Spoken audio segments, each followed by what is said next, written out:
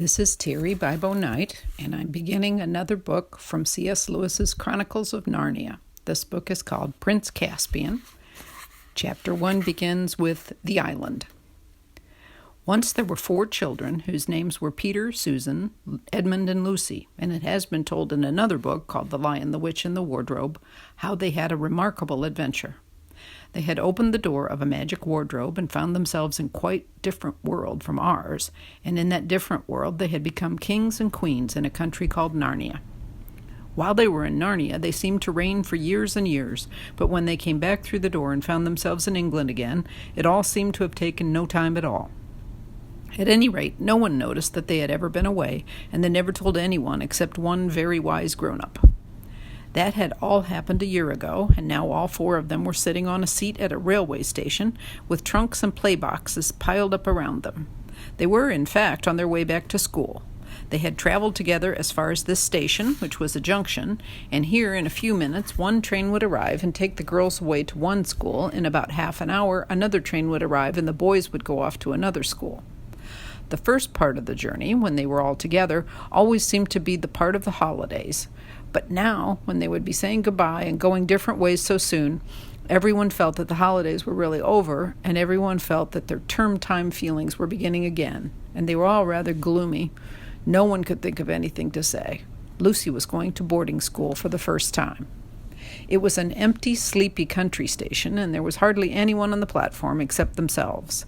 Suddenly, Lucy gave a sharp little cry, like someone who has been stung by a wasp. "What's up, Lou?" said Edmund, and then suddenly broke off and made a noise like, "Ow!"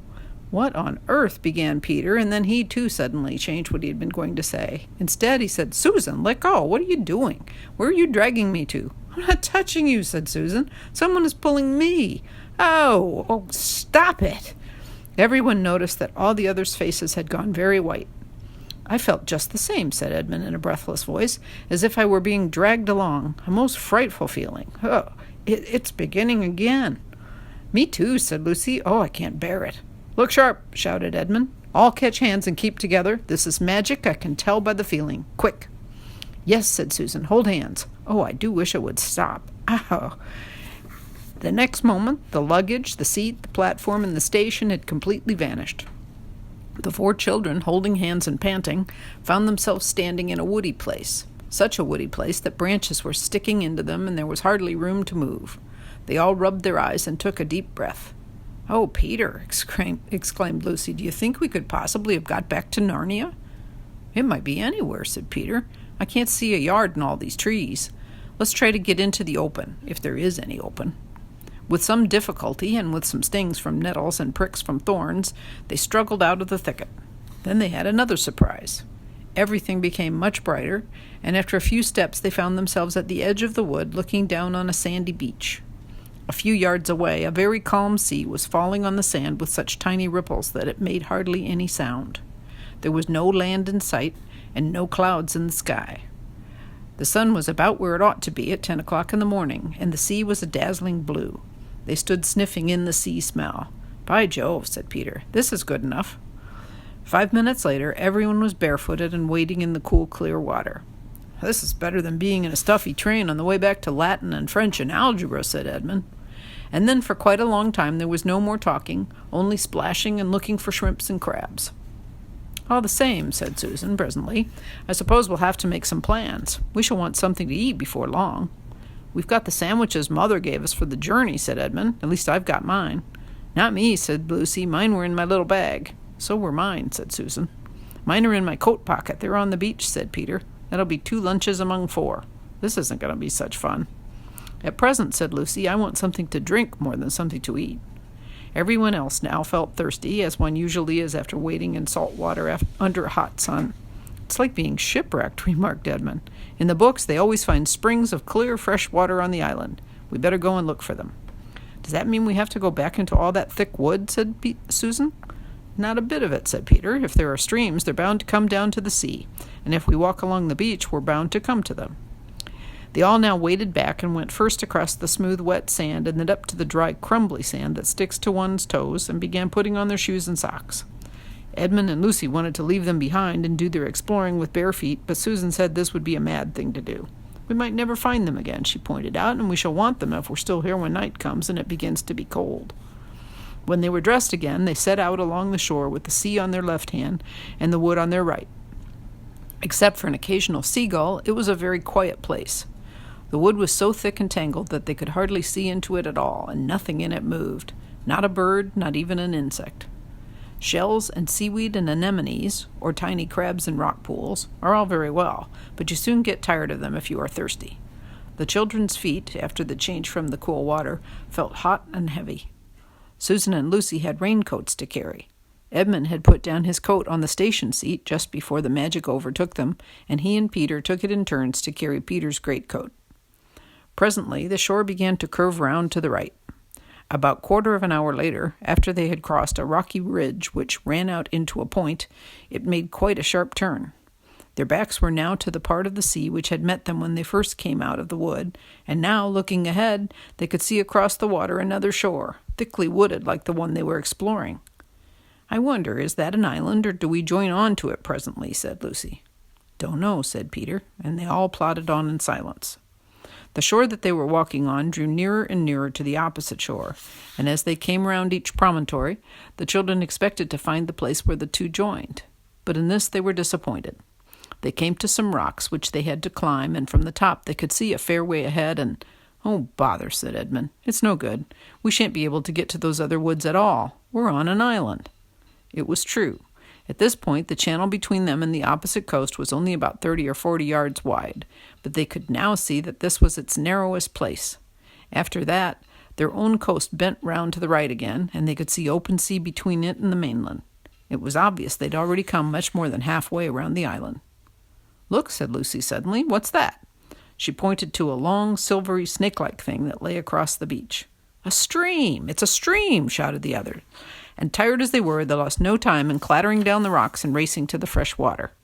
They knew that the stream would be better to drink farther up, away from the beach, so they went at once to the spot where it came out of the wood. The trees were as thick as ever, but the stream had made itself a deep course between high mossy banks, so that by stooping you could follow it up in a sort of tunnel of leaves. They dropped on their knees by the first brown, dimply pool and drank, and dipped their faces in the water, and then dipped their arms in up to the elbow. "Now," said Edmund, "what about those sandwiches?" "Oh, hadn't we better save them?" said Susan. "We may need them far worse later on." "I do wish," said Lucy, "now that we're not thirsty, we could go on feeling as not hungry as we did when we were thirsty." "But what about those sandwiches?" repeated Edmund. "There's no good saving them till they go bad. You got to remember it's a good deal hotter here than in England, and we've been carrying them about in pockets for hours." So they got out the 2 packets and divided them into 4 portions. Nobody had quite enough, but it was a great deal better than nothing. Then they talked about their plans for the next meal. Lucy wanted to go back to the sea and catch shrimps until someone pointed out that they had no nets. Edmund said they must gather gulls' eggs from the rocks, but when they came to think of it, they couldn't remember having seen any gulls' eggs and wouldn't be able to cook them if they found any. Peter thought to himself that unless they had some stroke of luck, they would soon be glad to eat eggs raw, but he didn't see any point in saying this out loud. Susan said it was a pity they'd eaten sandwiches so soon. 1 or 2 tempers very nearly got lost at this stage. Finally, Edmund said, "Look here, there's only one thing to be done. We must explore the wood. Hermits and knights-errant and people like that always manage to live somehow if they're in a forest. They find roots and berries and things." "What sort of roots?" asked Susan. "I always thought it meant roots of trees," said Lucy. "Come on," said Peter. "Ed is right, and we must try to do something. And it'll be better than going out into the glare and the sun again." So they all got up and began to follow the stream. It was very hard work. They had to stoop under branches and climb over branches, and they blundered through great masses of stuff like rhododendrons, and tore their clothes and got their feet wet in the stream, and still there was no noise at all, except the noise of the stream and the noises they were making themselves. They were beginning to get very tired of it when they noticed a delicious smell, and then a flash of bright color high above them at the top of the right bank. "I say," exclaimed Lucy, "I do believe that's an apple tree." It was. They panted up the steep bank, forced their way through some brambles, and found themselves standing round an old tree that was heavy with large, yellowish golden apples as firm and juicy as you could wish to see. "And this is not the only tree," said Edmund, with his mouth full of apple. "Look there, and there. "Why, there are dozens of them," said Susan, throwing away the core of her first apple and picking her second. "This must have been an orchard, long, long ago, before the place went wild and the wood grew up." "Then this was once an inhabited island," said Peter. "And what's that?" said Lucy, pointing ahead. "By Jove, it's a wall," said Peter, "an old stone wall." Pressing their way between the laden branches, they reached the wall. It was very old and broken down in places with moss and wildflowers growing on it, but it was higher than all but the tallest trees. And when they came quite close to it, they found a great arch, which must once have had a gate in it, but was now almost filled up with the largest of all the apple trees. They had to break some of the branches to get past, and when they had done so, they all blinked because the daylight became suddenly much brighter. They found themselves in a wide open place with walls all around it. In here there were no trees, only level grass and daisies and ivy and gray walls.